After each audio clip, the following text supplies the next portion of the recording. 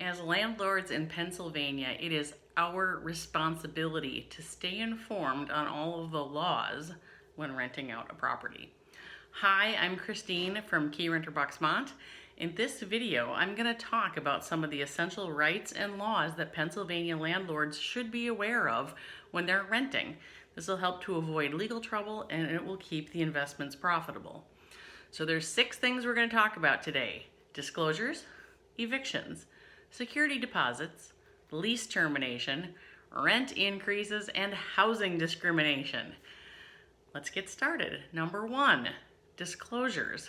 There's 2 important disclosures that you need to think about before you sign a lease. The first one is that you're required to make a disclosure about lead-based paint. It's a federal law. It requires landlords renting out properties that were built before 1978 to disclose known information about lead-based paint. There's some fairly standard forms. Make sure you're doing that disclosure.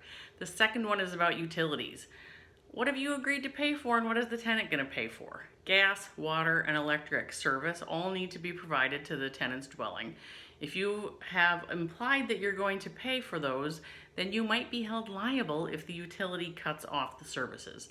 So make sure you've got a good agreement with your tenant about the utilities. Second, let's talk about evictions. In Pennsylvania, a landlord can evict a tenant for violating the lease agreement.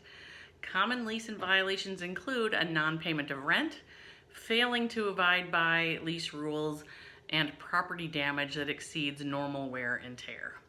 So the state's got a legal process that you need to follow when you carry out an eviction. The landlord should not lock the tenant out of the dwelling. They should not remove all of the tenant's personal belongings, and they should not just shut off the utilities. What you should do is seek legal assistance and follow the process. Third, let's talk about security deposits. In Pennsylvania, there is a security deposit limit, and it is linked to the length of tenancy. For example, a 1-year lease, the maximum security deposit is 2 months' rent. You must store security deposits in escrow accounts or in guaranteed bonds. It should not be commingled with other money. And a landlord is allowed 30 days to disposition or return the security deposit once the tenant moves out. Fourth, lease termination. When a tenant signs a lease, they are contractually obligated to adhere to the terms for the entire time it'll run. But of course, there are some exceptions.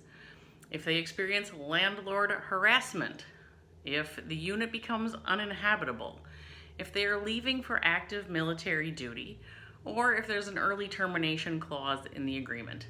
In those instances, all they have to do is to provide proper notice and proof to terminate their lease. Fifth, rent increases. So landlords in Pennsylvania can legally charge whatever amount they wish. You can charge what you want. Of course, if the rent's too high, you're going to have longer vacancies and you're going to have more turnover. But that's a business problem, not a legal problem. Sixth, housing discrimination. Landlords must treat all tenants and potential tenants respectfully and fairly, without discriminating on the basis of race, national origin, sex, age, religion, color, disability, and family status. Those are all protected classes in Pennsylvania. Finally, a summary. Landlords need to stay informed on the current laws and policies when renting out a property. If you would like help managing your rentals, contact us at Key Renter Buxmont Property Management and we'll help you out. Also, a caveat. This video is not a substitute for expert legal advice. Laws change and this video might no longer be up to date at the time you view it. For expert advice, please get in touch with a licensed attorney. Thank you. This is Christine from Key Renter Buxmont.